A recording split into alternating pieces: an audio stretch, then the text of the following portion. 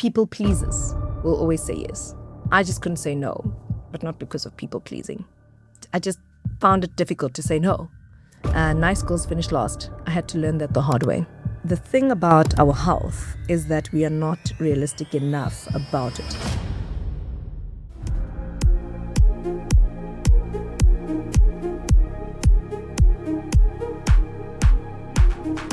Who was Nompumelelo as a kid? Oh my. Straight into it. Wow, Nompumelelo was a very confident young girl and very ambitious. Formative years, I can't necessarily say how ambitious I was. I don't think I wanted to be one thing. That's all I do know. But yeah, Nompumelelo is a young lady who grew up in Soweto. And not for a long time. So some people say I'm claiming to grow up in Soweto. Meanwhile, I'm a suburban girl. But I definitely grew up there. And I had the best of both worlds, where I lived in maternal grandparents and then paternal as well. And unfortunately, my father's late. So he passed on in 2001. But, my mom still carried us through, my brother and I, and her mother as well. So over time, she eventually moved us out of Soweto. And we then stayed in Alberton. But in that stage of transitioning is where my mom identified that, I'm quite a feisty young tang. So she kind of positioned that I go into the pageant world and the modeling world. And at the time, there used to be an agency called Figures Modeling Agency. Not management, modeling agency. And that was like my first, stage, where they kind of train you on etiquette, on walking on stage, on answering questions. And so it just prepares you so that when it's time for competition, you are it.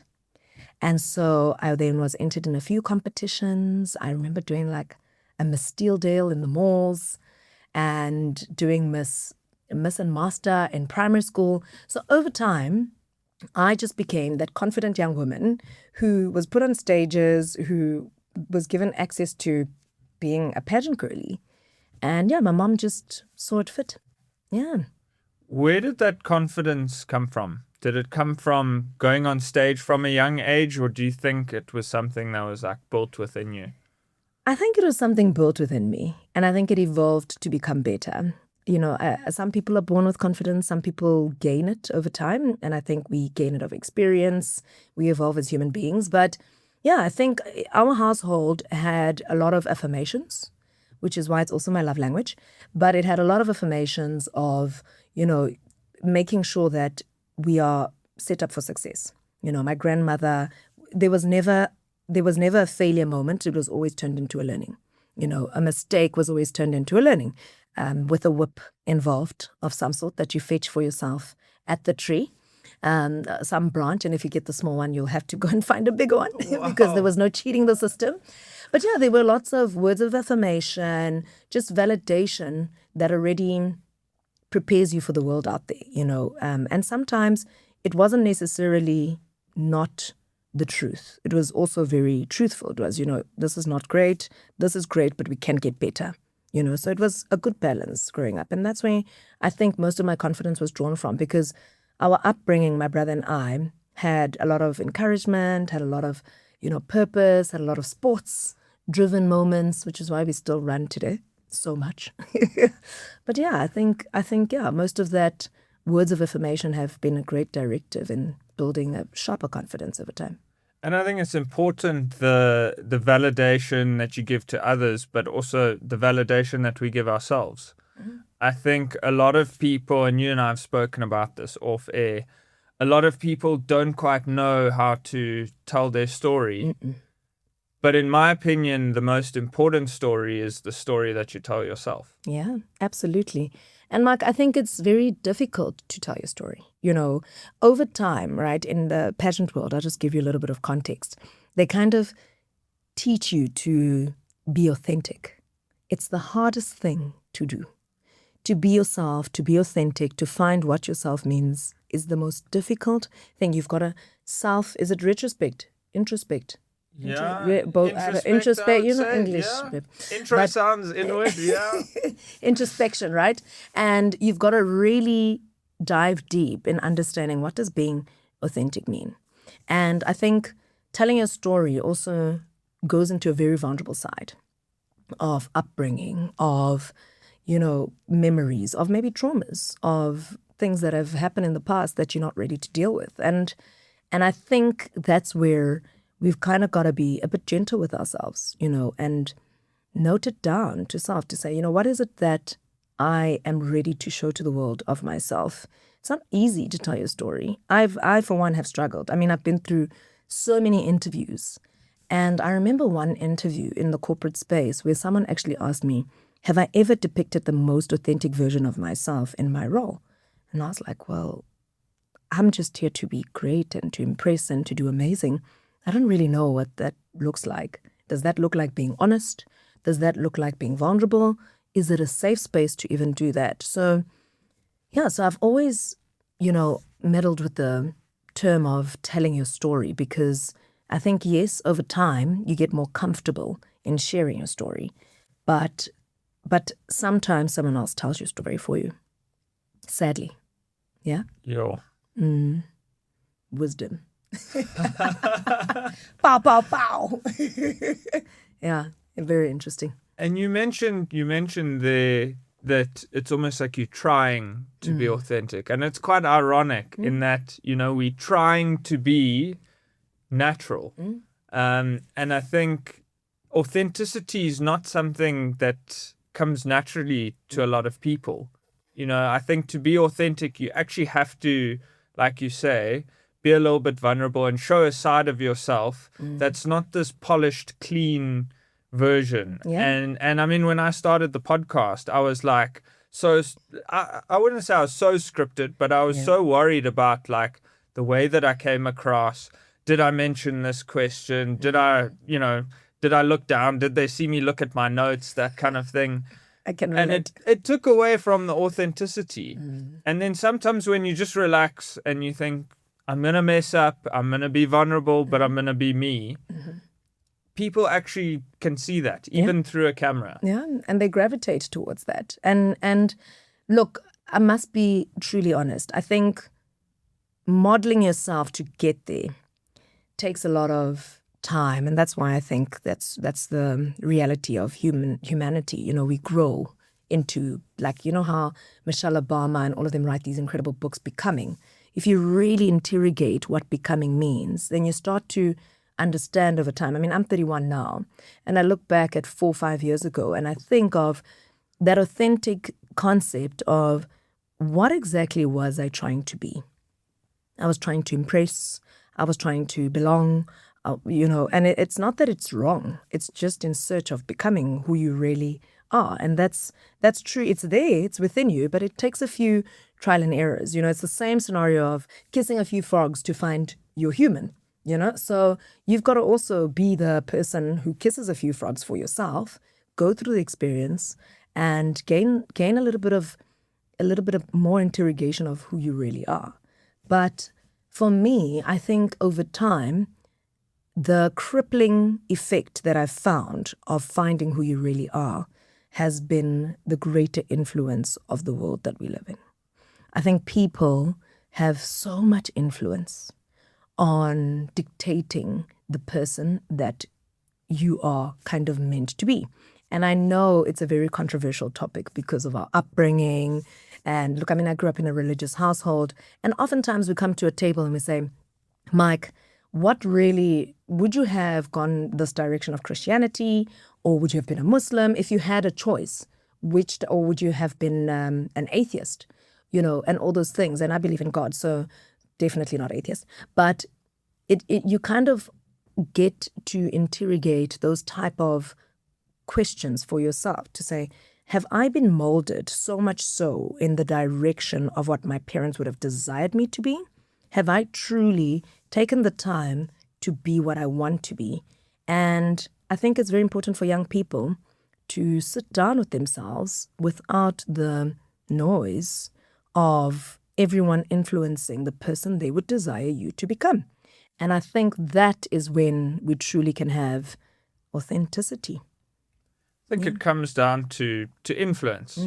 You have people in your formative years and in your childhood that influence a lot of the decisions and a lot of who you become later in life. Yeah. Who was your biggest influence growing up? Oh my.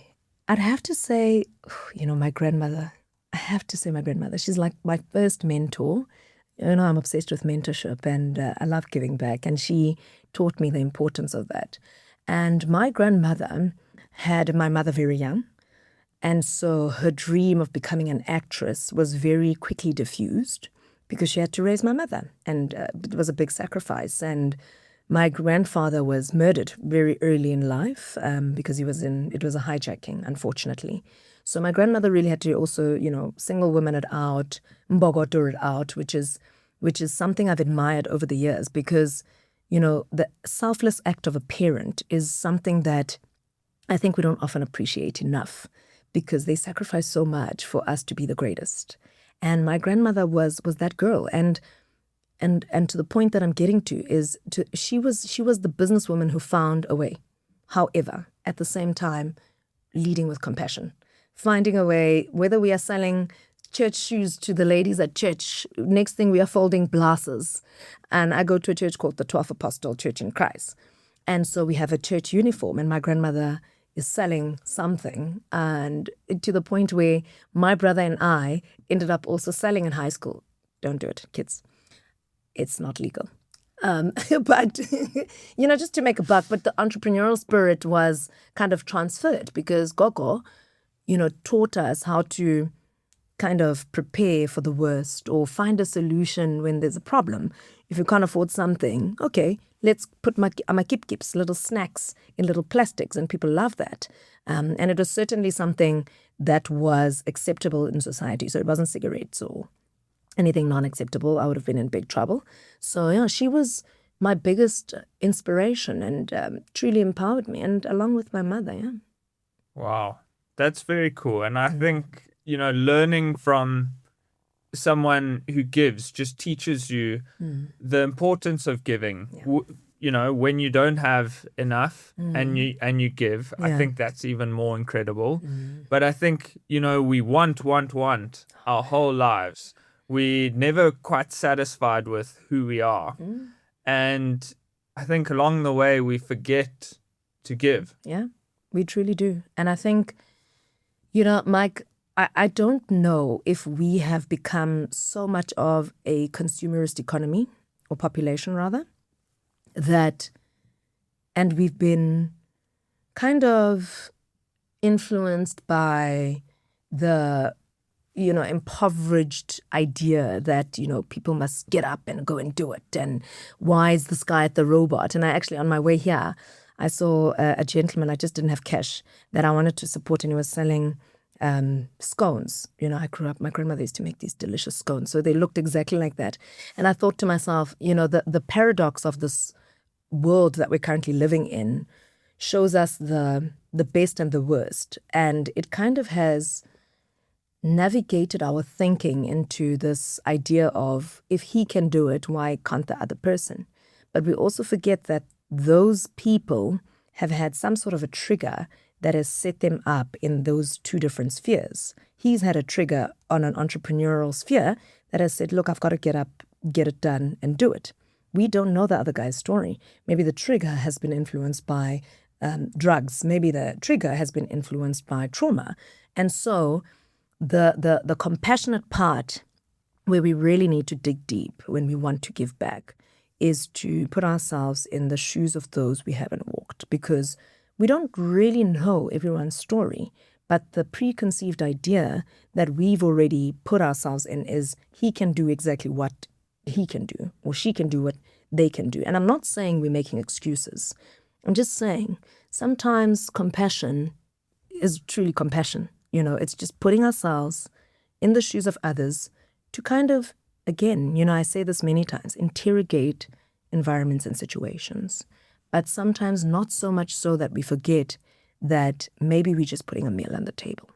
Maybe they've got a family.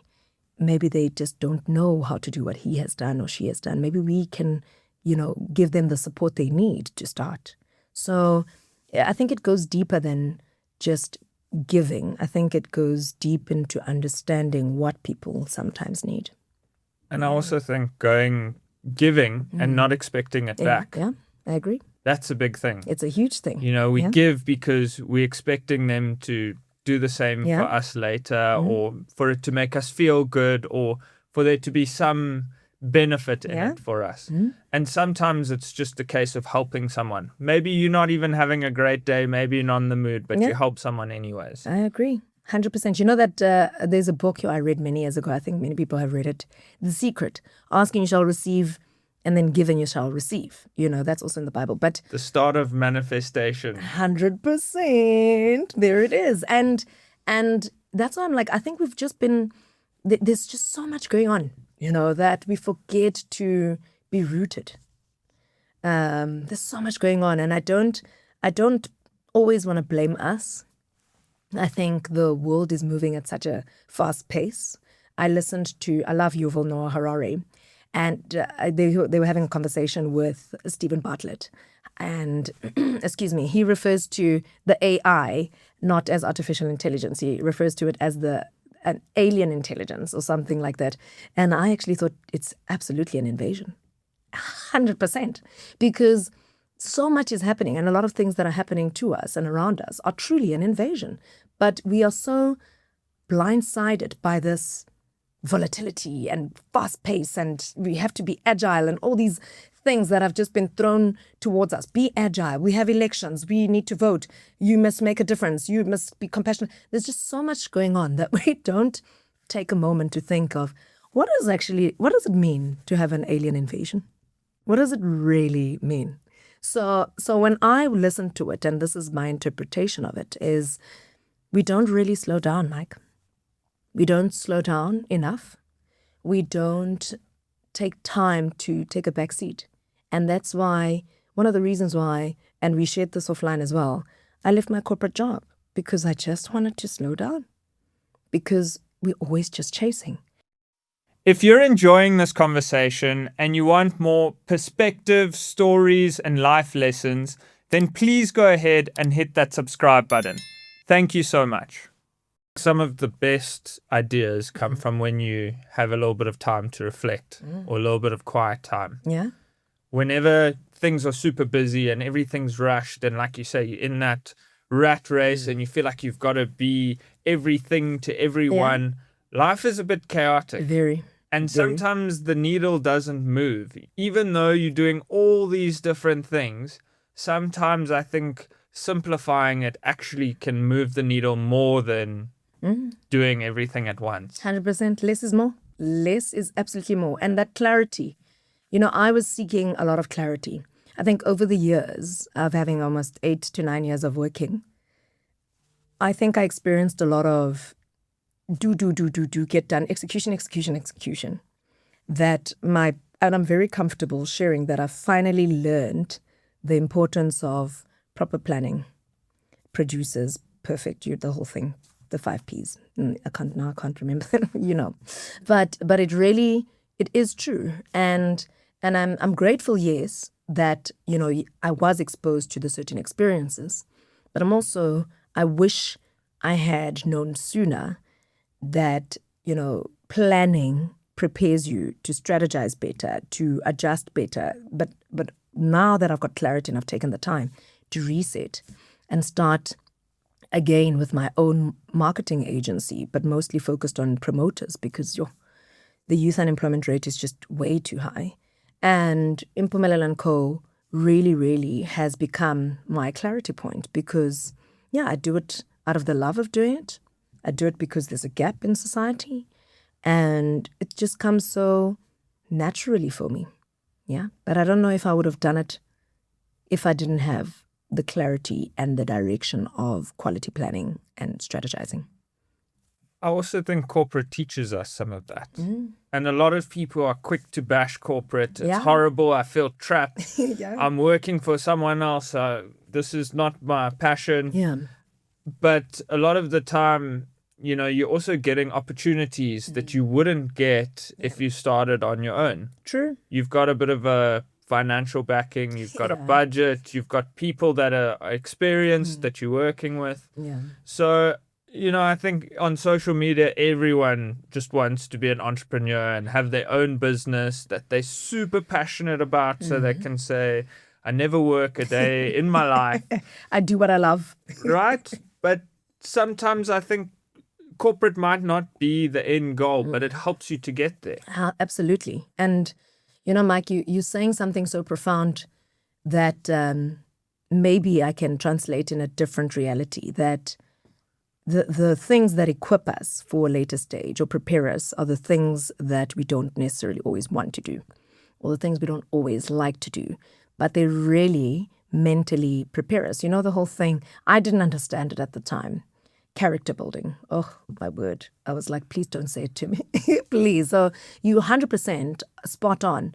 And I think I once heard someone say to me, even when it's bad, do something good in the space that makes you feel good, that you can be better at. And then you'll eventually start to enjoy the environment. So for me, it was relationships. Worked in banking, created relationships, and I didn't really know the importance of what I was doing then. And now I know. I know that etiquette, that natural state of creation, of connecting with people has prepared me for what I'm doing now. I'm like, oh wow, that was what I was doing that for. So it's very important to kind of put things into perspective at the time. And I know our younger selves, we don't always do it very well.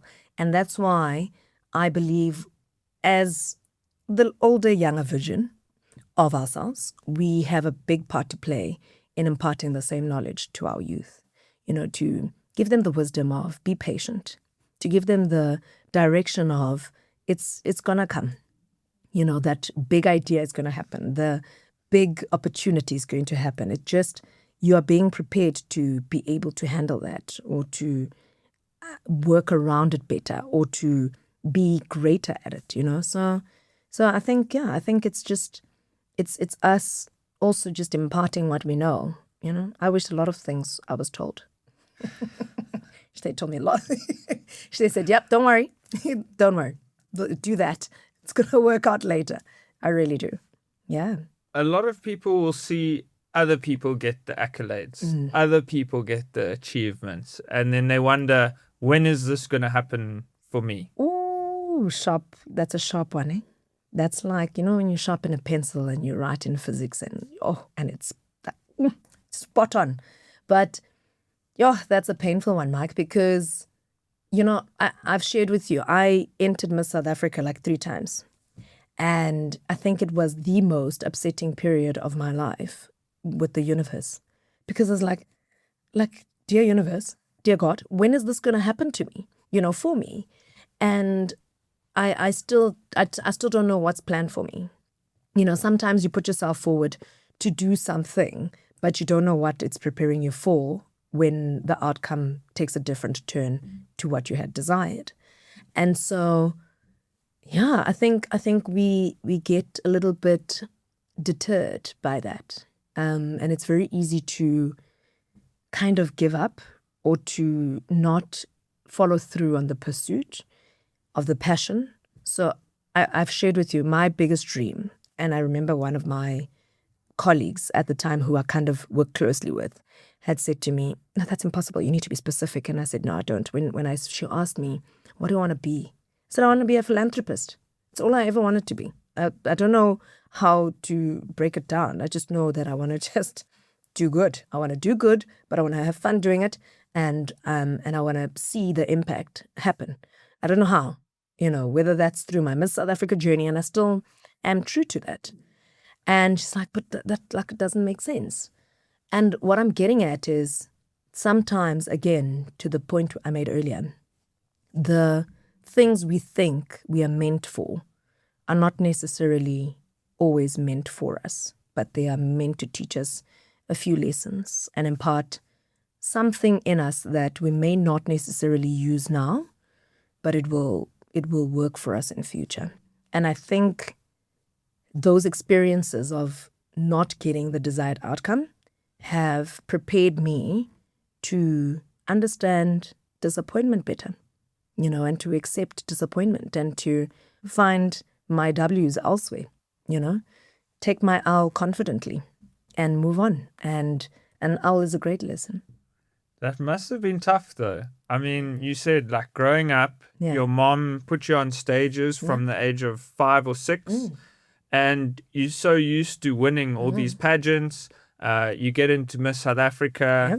First time, I think you were in the top 25. Second time, top 5. And then the third time, you come second. Yeah, wild. Runner up. Like, so close, but so far. How do you conceptualize that? Is it, some people might see that as progress. Some people might see it as a failure because you didn't win. You got so close. Yeah. How do you view it? I don't think I have. I really don't. I don't think I have. I think, again, I think some moments you experience, but you don't internalize. It happens to you, but you don't know it's happening to you. And maybe I'm being a bit Cody. Maybe let me just, get a bit deeper with it. But I think it happened to me the second time. So the first 2 times, the maturity of dealing with disappointment was not so molded as the third time. Because you kind of get to a state, you know how they say third time's a charm. You get to a state where either something is for you or it's not. But it might be for you in a different context. Who knows? I might be the CEO of Miss South Africa one day, manifesting. Who knows? Who knows? You just never know. And the universe just works in magical ways. But I have always known that journey has always brought me to also equip women who desire to have or to walk that path to do it well and to excel in it. And that's why I did the pageant business. But realistically, Mike, I don't think I internalized. I think, again, rat race. I don't think I ever internalized. And that's why I went into burnout, extreme burnout. And that's why we've got, sometimes we don't even understand, is it depression? Am I sad? Am I accepting this? I don't think I accepted my loss because I didn't really internalize. And I didn't really take it as a loss because I was so close to winning. So you're kind of like, you're the winner, but you're not the winner. And you experience everything the winner experiences, but you don't have the crown and the sash. So it's a very, and I think if you even had to put a few other first runner-ups, in a room, we will then start to understand. And I think in many things, even in sports, in like if you came first, if first to Gerda, I think maybe you can share the same sentiment. It's a proud moment. We don't not acknowledge that, right? We acknowledge it, we appreciate it, and we took a leap of faith. But the reality of being Gerda wins comrades 5 hours 28 and you were 5 hours 30, it's like it's a point away from greatness. Yeah. And you kind of grapple with the idea of what if? What would my life be like? Would have transformed for everyone in my family, everyone around me. But the question then of the contradiction to that is, what if it also didn't happen? Could I still be the same achiever? Yes, it would have amplified me and elevated me, but now I'm going to go a different route and it may take a little bit longer. And I think you've just got to have faith in that sometimes, that at the time it might seem like the most devastating thing in the world. And this is all you've been working towards and it didn't work out. But sometimes something greater ends up happening down the line. We absolutely receive, Mike. Yeah, because I went straight into being a chief of staff, a role I never even thought I could ever do. And best role ever. Like one of the best jobs I've ever had, and I had full autonomy in the role. I had learned so much. It was a technology business and I was working with all these different disciplines that were focused on tech. So it was really empowering and I got to meet some incredible young people who were in the tech space and it was an innovative environment. And so it also gave me that, I didn't ever think I'd be chief of staff and I'd love it so much. So like you say, corporate is not all that bad. And it taught me so much, but to balance both roles at the same time was not easy at all. Yeah, definitely not easy. And why did you get out of corporate? Yeah. I think you need to be honest. I think I need to be honest, and we need to be honest, right? I think it just caught up with me. Burnout.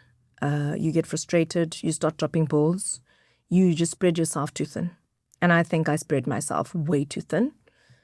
And they always say people pleasers will always say yes. I just couldn't say no, but not because of people pleasing. I just found it difficult to say no. Nice girls finish last. I had to learn that the hard way. And nice girls don't get the corner office. I think there's a book like that. Oof. Yeah. You don't get the corner office. It really taught me how to be cutthroat. And not to be mean, just to be frank, direct, and to the point, and to know when to say yes and no. And even if sometimes it has to be a bit diplomatic. But I had to really be honest, and that's why I had to take a break, because I was Miss South Africa first runner-up, 2 jobs, doing Miss South Africa first runner-up duties, and also being chief of staff, reporting directly to the CEO of a fast-growing consulting business. I don't think it was going to go well. After the first 8 months, I was just sprinting. It's a yes. It's, I'm spreading myself too thin. And so I think I needed to just be honest, just take a break. But I also just wanted to go back to my passions. Yeah, things that I love. But that would take a lot of sacrifice. So I had to leave corporate, because the honest part about spreading yourself too thin is knowing what you can and can't do. And sometimes we want to do everything at the same time, in the same breath, in the same space. Not everything needs to exist at the same time. Right. Like, Yeah. I mean, we call it adulting these days. But juggling a whole bunch of priorities is stressful. Very stressful. I mean, you want to make money.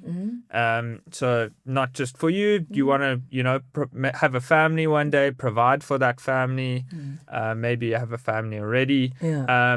Your health. Yeah. I mean, everything you see these days is based on health and things you need to eat and workouts you need to do and foods that you thought were good for you, but they're actually not. At the same time, you're trying to be present with your partner, spend enough time with your family.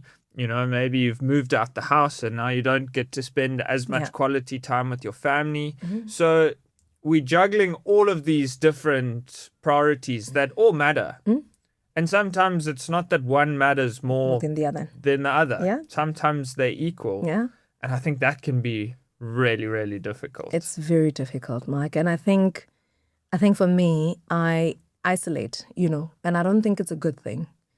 And I know you shared earlier that you were interviewing someone who focuses on mental health. And that's the thing, right? So we don't take the time to kind of put all these things in little buckets. And it catches up. It really catches up. All these priorities, commitments, we're running, we have nephews' soccer games, so we kind of bottle all these things and we kind of rattle ourselves in it until it's time to then put it in a box and it's too late. And then you have a crash out. You have a burnout. And so the mental health part comes in, seek help, speak out, do something that kind of takes you out of the day-to-day stresses that require so much of you. So for me, that's why I run. I don't run because I love it. Absolutely not. Who wants to run 42.2 kilometers for 5 hours? Hello. Do I look like I love that stuff? No, thanks. No, thank you. And for you, it might be running. And you say that's something you don't enjoy. But so we had a conversation with Brent Lindeque not too long ago. And he was saying that when you take time out for yourself, it doesn't have to be something that makes you grow and makes you better as well. Yeah. Like your thing might not be, running or exercising to get your mind free, point. like some people say. For you, it might be flipping, watching a movie, or I don't know, eating a chocolate, or going for wings, or whatever. Like, it doesn't have to be something that's going to make you grow and become a better person. I agree and disagree. Oh, I love that. That's why we have podcasts. I love it. I understand the sentiment of, diverse people, but I'm also of the notion that somehow you've got to challenge your mind to get you back into the steer of things. Because, look, I get it. It might be something different outside of activity, but activity and challenge or achievement or goal also sets us up for success. And I get it, a movie but I believe in integration. Somehow you've got to find, how they say, work-life integration or balance or whatever they want to call it. I feel the same about your personal environment or your reset, or because the thing about our health is that we are not realistic enough about it.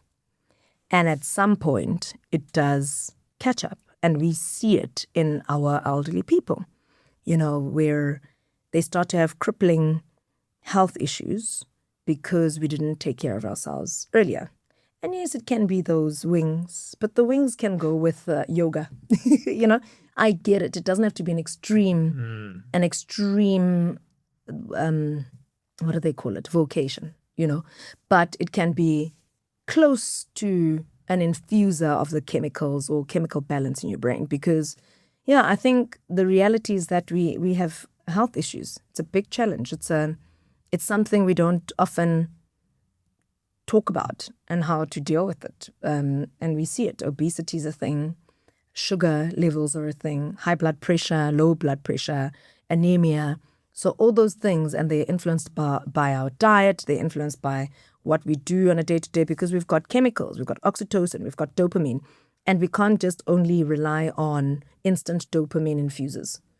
No, we need other things for our brain to get used to it, for our bodies and our mindsets, and for us to live longer. We want to be like the Chinese. Oh, also innovative, but live longer too. And creative. Did you do debating at school? Because that was a fantastic counter argument. That was good. Mike, don't get me started. That was good. Yeah, that was good. Don't get me started. I did. In Zulu. Oh, my word. So difficult. Really? Oh, and I'm Zulu. So you can imagine, it's like, and you're debating. And I'm a Zulu girl who grew up in Soweto. And so there's always this, they always call us like Zulu English girls, or because our Zulu's not so strong like KZN, Kikhuluma kancane. Kancane. You and I can basically speak the same Zulu. And so I did a debate in school, and it was so tough, Mike, because you would go against other schools, but these are like KZN. So you are having a debate about Inkemba is stronger than Ipen. So that's like a knife is stronger than a pen. So you're speaking English and Zulu, and it was just, but anyway, but it did teach me a few things. But yeah, reflecting on that's funny. Let's take a short break and head to the coffee corner. Pumi, what's your go-to coffee order, and who would you like to have it with? My go-to coffee order is a definite butterscotch latte from Seattle. And I'd have it there, absolutely, with Vusi Tembegwayo. I think for the longest time in my pursuit of being a entrepreneur and discovering what exactly I want to be known for, I think he would be the perfect person to give me some mentorship, direction, and wisdom to pursue it in the best manner, because he's grueling, he's tough, he's hardcore, but also very honest. So I think that's definitely someone we would have a great chat. So Vusi, when you have 30 minutes in your diary, I would love to have a coffee chat with you, and it would be an absolute toast to greatness. I've got one final question for you. I could literally chat to you for hours. Top runner. But I think that's also because we know each other off the podcast, and Yeah. it's easy to chat to you. And I hope that this was also an authentic conversation, like 100%. we said. Yeah. But I think a lot of people these days feel a little bit behind, especially our age. Yeah. What advice do you have for someone who feels like everyone else has got it figured out and they're just behind? Yeah. A few months ago, I would have said, don't worry, keep going. You're doing fine. Hell to the no. No. And again, you might, a bit controversial.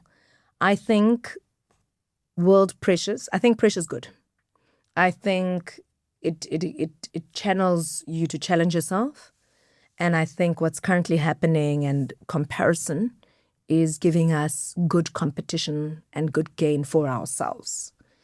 But I also think the assumption of, and you actually spoke about it earlier on this entrepreneurship idea, everybody wanting to do their own thing. The assumption that some things should be easy needs to be debunked. Nothing's easy. School, university, relationships, corporate, starting your own business, nothing is easy. And we need to first grapple with the idea of empowering the youth to know that they need to get their shit together. And it's hard. And I say that with a very big sister energy because I work with a lot of young people. And when I say they need to get their shit together, I think there's too much reliance or ideologies that we've accepted, Mike, on social media that give us this misconception of how easy it is to, especially for women, to just get a weave and to look good and so it puts a lot of pressure on our young girls sometimes to take the easy way out. And I think we need to really reel it in and go back to the drawing board. You went to school for a reason. There's something in between your ears that you can absolutely use in many different ways, and you need to just apply yourself. And I'm so excited again about this alien world. It allows us to be challenged. It's the pressure we need. I constantly am like ideas.com. I must start a company called ideas.com. I had an idea the other day to say, oh my gosh, there's so many return soldiers. Maybe I should do a return soldier app for all the people who are divorced and looking for love. But I'm just saying this is something that, I'm hoping to start with Nompumelelo Girls mentorship, a program for them to go into coding. And that's something that could be an incredible project, that they can just figure out. You give them a project and you say, do a dating app and then monetize and figure it out yourselves and put it in a project and teach them how to code. But that just equips young people with a different narrative. There's many things that you can exploit and do, even in entrepreneurship. The guy, the robot I just saw, he's selling baked cakes. Just get the ingredients. Get a starter pack. Start and just figure it out along the way. That cell phone device that everyone is just doom scrolling can do so much more. Delete all the other apps and download Claude and build. So yeah, I think that would be my advice. I think it's so long-winded, but I get so passionate about young people, Mike, because as much as we want to invest in young people, we need to have reciprocated energy. We need to see the hunger. We need to see the drive to not opt for the easy way out. We need to, also go back to what did we do differently? And I get it. Someone might say, and I've had it before. I go to a lot of schools. Someone might say, no, I had the privilege of access. Yes, I may have had the privilege of access. Yes, my mom paved the way. But it also doesn't mean you can't not go searching for access. There are multiple learnership programs that are free.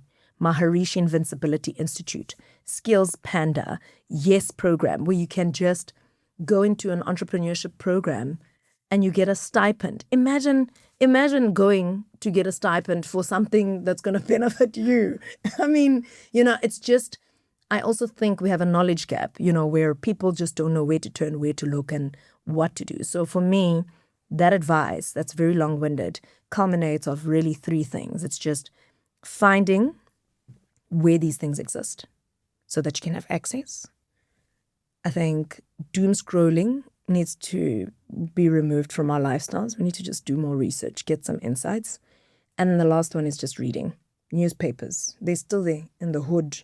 You can get a newspaper. It's a Telrand, I don't even know anymore.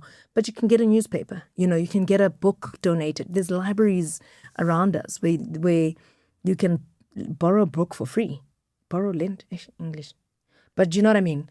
But yeah, I think we just need to, we need to reciprocate, We can give as much back, Mark. But if someone doesn't want to, you can't force them. Yeah. I love that. That's Thank the vibe. you. Thank you for me. Did I sum it up? That was awesome. Love it. What a vibe.